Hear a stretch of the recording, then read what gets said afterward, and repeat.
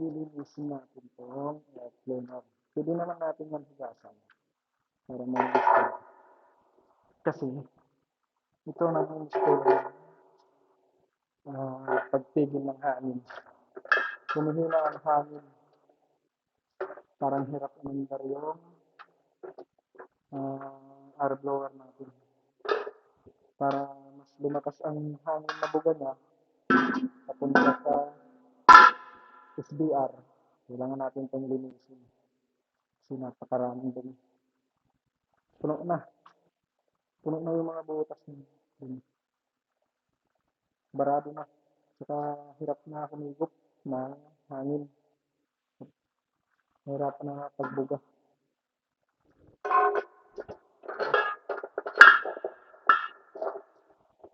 Napakadali lang naman ito linisin, mga idol. Kung mayroon kayong mga ganitong makina dito sa blower, filter, tatanggalin nyo lang ito at lilinisin. Pwede nyo naman pa siyang ipagpag, pwede nyo rin siyang hugasan. Pero mas maganda talaga kung hugasan. Kasi pag hinugasan ito, malinis. So ngayon, ito yung gagawin natin. Huhugasan natin siya. Pero bago hugasan, ipagpag mo muna para matanggal yung mga nakadikit na mga likabok. Tapos huhugasan natin. So hugasan natin para titigayin mo lang kasi agad. Yan yung mga idol. So ngayon, malinis na siya. Hindi pumuti na, di ba? Ngayon, babanlawan natin mamaya ng tubig na malinis talaga. Yun, malinis. Tinatanggal na yung natin, dumi. Ganun na paglinis. Tapos, nagpapaglinis, patutuyuin natin siya mamaya ng konti. Pag matuyo na, saan natin siya ibabalik. So, napakaraming dumi na. Yung mga butas nito, ay barado na siya ng alikabok. So ngayon, nahirapan na humigop yung air blower natin para pumunta doon sa SBR, yung magsisilbi ng aeration. So ngayon, papagpag lang natin para matanggal yung mga alikabok. Yung alikabok na namumuo bago natin siya higasan. So, mga ka-idol. So ngayon, natanggal na siya, no? Tanggal na yung alikabok na nakadikit. So, pwede na natin siya ilubog sa timba na may coating.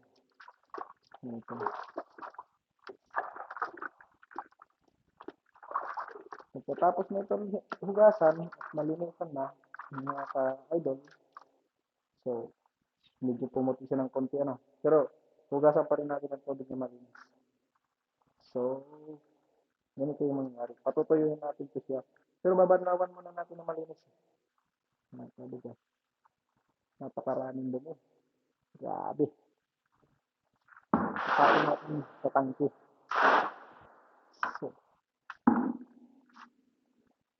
So, hugasan natin din ng panibagong tubig, ano, yung malinis at talaga bago natin ikabit ulit. Saka lilinisin natin yung air blower na motor. Check natin yung belt, oil level, kung condition ba yung ano nila. So mga idol, ito, banlawan na natin ng tubig na malinis. So, ito ang magsisilbi na ngayon na finish. Yan. Puti na siya, saka wala na mga dumi. Ang gagawin natin dito mga idol, patutuyuin natin. Tapos, babalik natin sa mamaya pagkabit. Pero bago natin yan ikabit, lilinisin muna natin yung motor, blower. Check natin yung belt kung walang loss, walang damage. Saka yung oil level. Pero yung air blower natin, tatlo na yan, 1 to 1.3. Na-change oil ko na yung isa, yung dalawa na lang. So ngayon, sobra 1 year na talaga siya, hindi pa siya na-change oil. Kasi na-change tayo, wala tayong use oil na pang change oil ganun na. So ngayon di muna natin siya i-change oil, hantay muna natin kung dadala yung mga boss ko ng use oil para ma-change oil natin yung air blower ko. Kumbaga sa ano, nangitim na talaga yung langis niya. Ito, yung mga ganito. Yung langis niya, ito, pinagpalitan ko itong langis pero ipapanlinis natin dito sa makina para magmukha naman bago. Walang tayo ng basahan.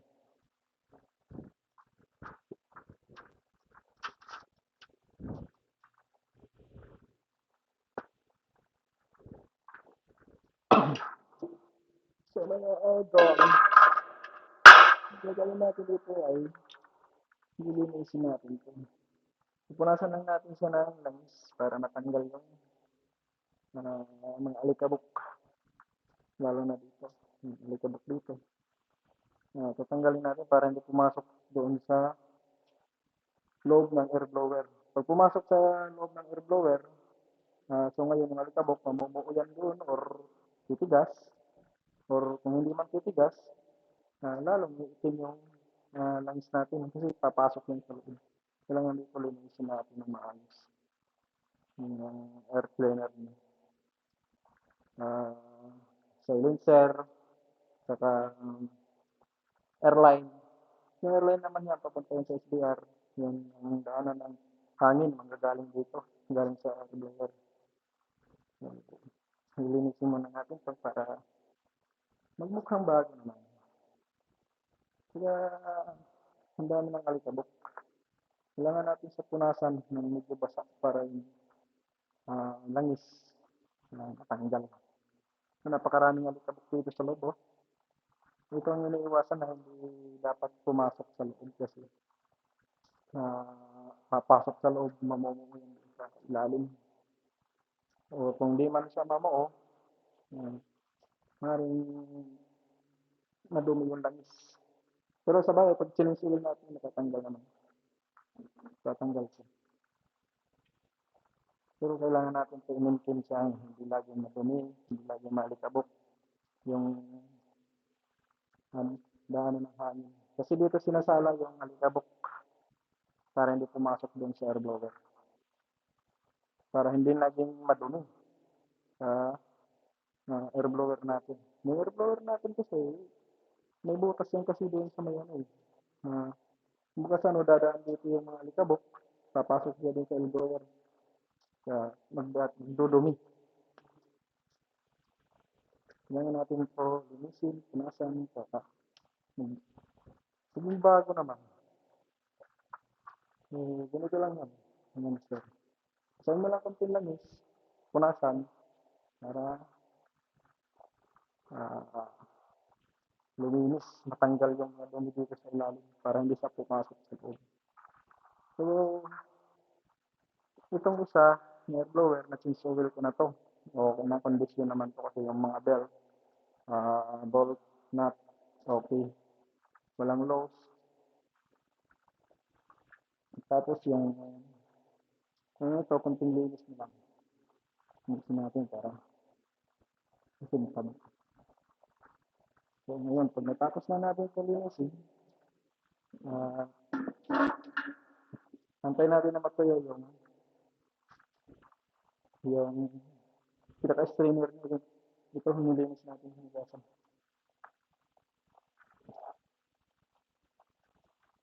Para mas medyo bago siya. Sa totoo lang guys, gumagana itong motor na ito, 24/7. Naka-automatic talaga ito siya. Pero, pag need ko na siyang i-manual, sinisit ko siya sa manual para ma-minimize yung tubig na transfer sa mga tangke.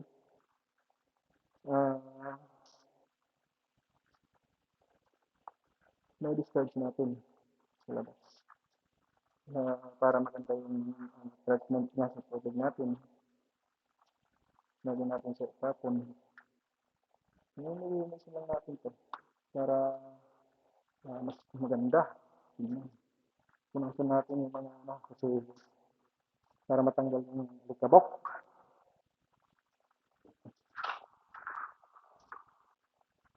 So guys, maalikabok talaga kaya kailangan natin itong linisin para naman hindi siya nagbutata. Ah, hindi ko naman 'to talaga as in, dapat linisin pa ngayon kasi, katapos ko lang 'to linisin nung isang araw. Eh, siyempre merong mga alikabok na, kailangan mamumutik siya sa alikabok, kailangan natin linisin para bago lagi tignan. Yan, para so guys,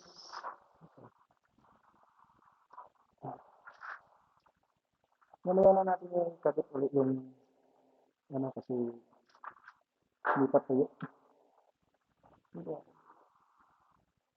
Hindi ko na siya tinanggal kasi wala akong mga tools eh.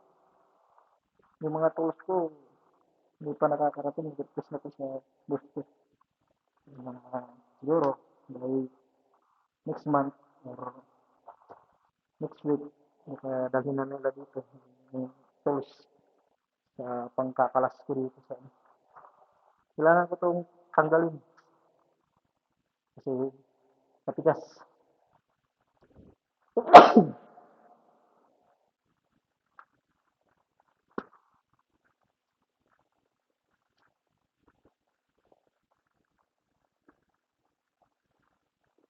Itong ginamit kong langis na to ay pinagamitan na talaga to. Kasi sobrang itim na eh. Kaya so ngayon ginagamit ko dito. Pinupunas ko na lang, nililinis ko para yung alikabok matanggal. Tanggal siya. So ngayon, pwede nyo naman, kung meron kayong mga ano, pwede nyo naman siyang linisin talaga ng tubig. So wala kasi akong service hose na pwede gamitin dito sa pag-washing. Mas mainam na lang itong ganito, pupunasan na lang para kung paano, malinis naman din yun. Uh, pero babasahin mo lang siya ng kunting langis, baka mag-moist ka. Ito. So sa totoo lang guys, ito dapat ko talaga panghigpitan ko pa. Ito lang, wala akong mga tools eh. Saan saan ako naghihiram ng mga tools. Minsan pag wala akong mahiraman, talagang no choice. Kailangan to hindi to siya kumalas yung mga bolt, nut. Kasi pag kumalas to, ito yung magsisilbi ng pagsingaw ng hangin. Hindi siya makakapunta sa SBR, sa aeration tank. So, kailangan talaga natin to higpitan. So mga idol, uh, maraming salamat sa inyong panonood at sa pagtangkilik sa ating mga video. Ito, enjoy ko lang ito sa ating pag-video kasi sakali man, mawala ako sa trabaho dito, tapos, at least meron akong memories na katunayan. Katunayan na dito ako galing. Tapos, kung ano mga ginagawa ko, tinitingnan ko rin yan. Sinusid ko siya sa FB ko, Facebook ko. Tinitingnan ko yung ano yung mga nasira. Binabalikan ko yan na tinitingnan ko yung mga ginagawa dapat. Para hindi mo makalimutan yung mga nangyari sa na yun. Kailangan continue, linis-linisin lang ng konti para hindi naman nagbulong. So, ganyan. Yeah. Bago tingnan. Pero pag nalinis na talaga napunasan ko, bago talaga sa tingnan. Ganda sa tingnan na linis. Or ano pa man. Habang tumapahinga ko yung magtina, nililinis ko na rin ito. Para pag andar niya mamaya, kasi pag umandar ito mamaya, wala na itong patayan. Automatic ito. Katapos sa manual operation, automatic ito. Pero titingnan ko muna yung mga level ng tubig sa mga tangke, kung normal lang or naka-high level. So kung normal lang naman yung tubig, pwede na natin sa paandarin at i-automatic natin para diretso na yung andar na, yun siya Gusto ko di patay-patay.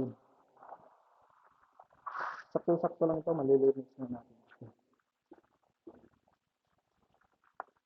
Uh,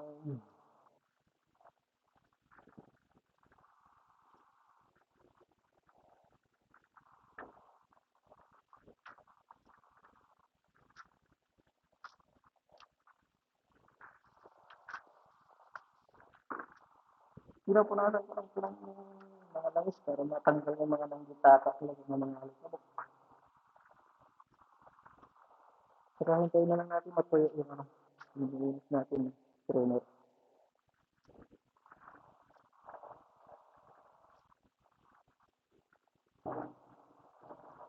Para naman maging maganda naman. Saka hindi siya magbabara talaga dun sa buka butas. Hindi mahirapan yung air blower natin. Umikot.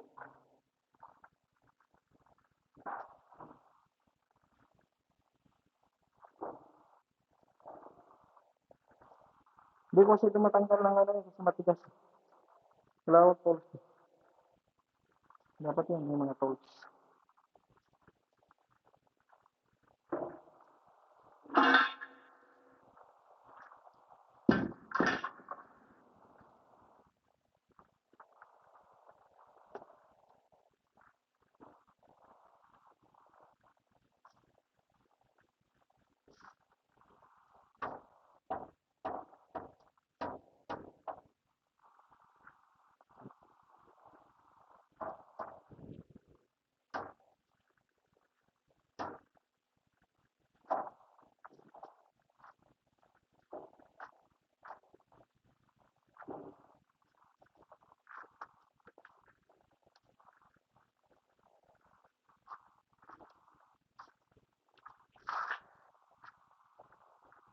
Hindi ka sana naman malinis na yan.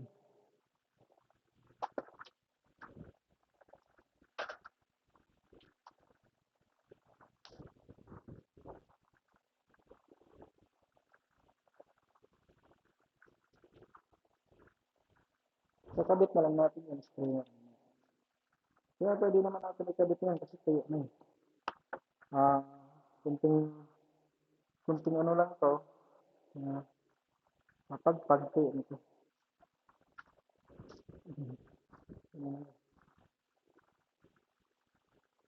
Babalik na natin dito.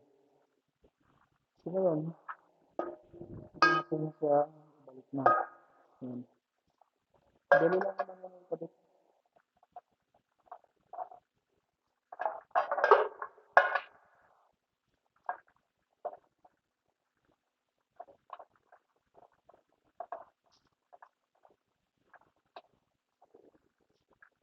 Para hindi lang sa hindi tata. Ito guys, ito. Hindi na natin siya nilagay dito.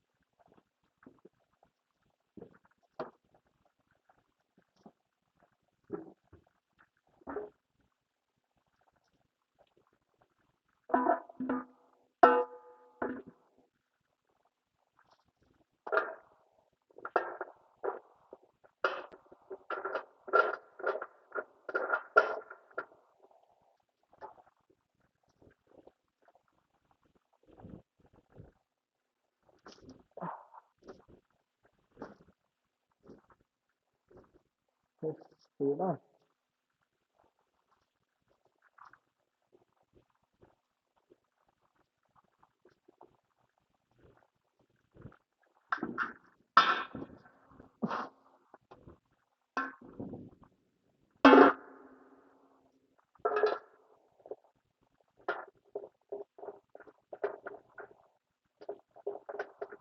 Okay. Ito higpit.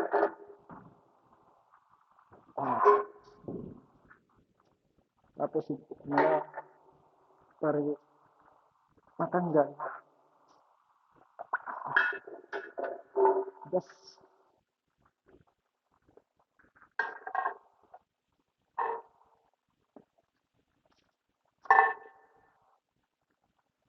so guys, thanks for watching. Ulit lang.